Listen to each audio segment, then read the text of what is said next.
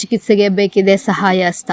ಚಿಕ್ಕಮಗಳೂರು ಜಿಲ್ಲೆ ಮೂಡಿಗೆರೆ ತಾಲೂಕಿನ ಹೊಸಪುರ ಎಂಬ ಪುಟ್ಟ ಗ್ರಾಮದಲ್ಲಿ ವಾಸವಾಗಿರುವ ಸುಶೀಲಮ್ಮರವರ ಮಗನಾದ ಅಶ್ವಥ್ ರವರು ಸುಮಾರು 2 ವರ್ಷಗಳ ಹಿಂದೆ 2 ಕಿಡ್ನಿಗಳು ವಿಫಲವಾಗಿದ್ದು ಇವರು ಕುಟುಂಬ ನಿರ್ವಹಣೆ ಮಾಡುವ ಜೊತೆಗೆ ವಾರದಲ್ಲಿ 3 ದಿನ ಡಯಾಲಿಸಿಸ್ ಮಾಡಿಸಬೇಕು.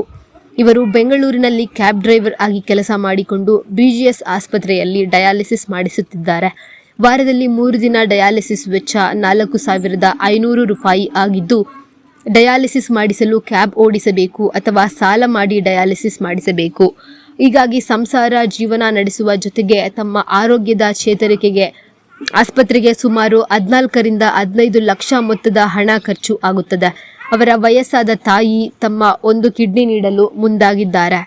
ಸಾವು ಬದುಕಿನ ನಡುವೆ ಜೀವನ ಸಾಗಿಸುತ್ತಿರುವ ಅಶ್ವಥ್ ಹಾಗೂ ಕುಟುಂಬದ ಮೂಲಗಳು ಮಾಧ್ಯಮಗಳ ಮೂಲಕ ತಮ್ಮ ನೋವನ್ನು ಹಂಚಿಕೊಂಡಿದ್ದು, ಮೂಡಿಗೆರೆ ಕ್ಷೇತ್ರದ ಜನಪ್ರತಿನಿಧಿಗಳು, ಅಧಿಕಾರಿಗಳು, ಸಂಘ ಸಂಸ್ಥೆಗಳು ತಮ್ಮ ಕೈಲಾದಷ್ಟು ಸಹಾಯ ಹಸ್ತ ನೀಡುವ ಮೂಲಕ ಸರ್ಕಾರದ ಗಮನಕ್ಕೆ ತಲುಪಿಸಿ ಸಾವು ಬದುಕಿನ ನಡುವೆ ಜೀವನ ಸಾಗಿಸುತ್ತಿರುವ ನನಗೆ ಸಹಾಯ ಮಾಡಬೇಕೆಂದು ಮಾಧ್ಯಮಗಳ ಮೂಲಕ ತಮ್ಮ ಅಳಲನ್ನು ತೋಡಿಕೊಂಡಿದ್ದಾರೆ.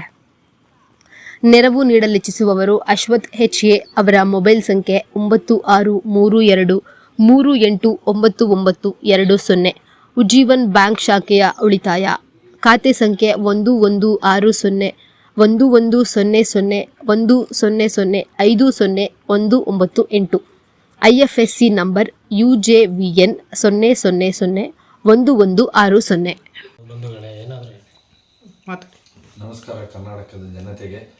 ನನ್ನ ಹೆಸರು ಅಶ್ವಥ್ ಅಂತ, ಚಿಕ್ಕಮಗಳೂರು ಡಿಸ್ಟಿಕ್ಕು, ಮೂಡಿಗೆರೆ ತಾಲೂಕು, ಹೊಸಪುರ ಗ್ರಾಮ ಅಂತ. ನಾನೊಬ್ಬ ಕ್ಯಾಬ್ ಚಾಲಕನಾಗಿ ಕೆಲಸ ಮಾಡ್ತಾ ಇರೋದು. ನನಗೆ 2 ವರ್ಷದಿಂದ ಕಿಡ್ನಿ ಸಮಸ್ಯೆ ಇದೆ. ಈಗ 1 ವರ್ಷದಿಂದ ಡಯಾಲಿಸಿಸ್ ಮಾಡಿಸ್ತಿದ್ದೀನಿ. ವಾರಕ್ಕೆ 3 ಸಲ ಮಾಡಿಸ್ಬೇಕು. ಒಂದು ದಿವಸ ದುಡ್ದು ಮತ್ತು ದುಡಿಮೆ ಆಗಿಲ್ಲ ಅಂದರೆ ಸಾಲ ಮಾಡಿ ಡಯಾಲಿಸಿಸ್ ಮಾಡ್ತಿರೋದು. ತುಂಬ ಮನೆ ಕಡೆ ಪ್ರಾಬ್ಲಮ್ ಇದೆ. ಮನೆ ಕಡೆ ತುಂಬ ಬಡವರು ನಾವು. ಈಗ ನಮ್ಮ ತಾಯಿ ಕಡೆಯಿಂದ ಕಿಡ್ನಿ ಕೊಡ್ತಾ ಇದ್ದಾರೆ. ಅದರಿಂದ ನನಗೆ ಸರ್ಜರಿಗೆ ತುಂಬ ಹಣ ಖರ್ಚಾಗುತ್ತೆ ಅಂತೇಳಿ ಹಾಸ್ಪಿಟ್ಲಲ್ಲಿ ಹೇಳಿದ್ದಾರೆ. ಅದರಿಂದ ದಯವಿಟ್ಟು ಯಾರಿಗೆ ಎಷ್ಟಾಗುತ್ತೆ ಅಷ್ಟು ದಾನ ಮಾಡಿ ನನ್ನದೊಂದು ಜೀವ ಉಳಿಸ್ಕೊಡ್ಬೇಕು ಅಂತೇಳಿ ಎಲ್ಲರ ಕಡೆಯಿಂದ ನಾನು ಮನವಿ ಮಾಡ್ಕೊಳ್ತಾ ಇದ್ದೀನಿ. ದಯವಿಟ್ಟು ಇದೊಂದು ಹೆಲ್ಪ್ ಮಾಡಿ ಅಂತೇಳಿ ಕೇಳ್ಕೊಳ್ತಾ ಇದ್ದೀನಿ. ದಯವಿಟ್ಟು ಇದೊಂದು ಸಹಕರಿಸಿ.